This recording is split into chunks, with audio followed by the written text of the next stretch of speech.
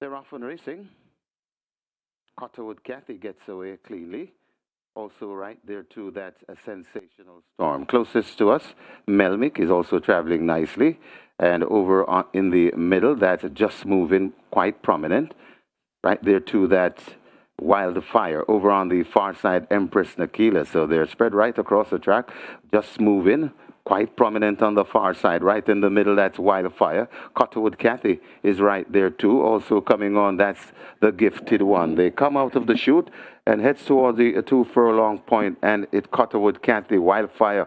Also, they're just moving right against the rail. The Gifted One, it's still wide open, coming to the furlong pole, and now it's Wildfire. Looks to be having that lead over on the far side, though, just moving. So it's Wildfire, just moving. The Gifted One begins to close and come forward. It's Wildfire holding them off. It's Wildfire in front, and Wildfire will last. Wildfire beats. It's got tight for second. Could be Cotterwood Cathy over on the far side in third. That's just moving.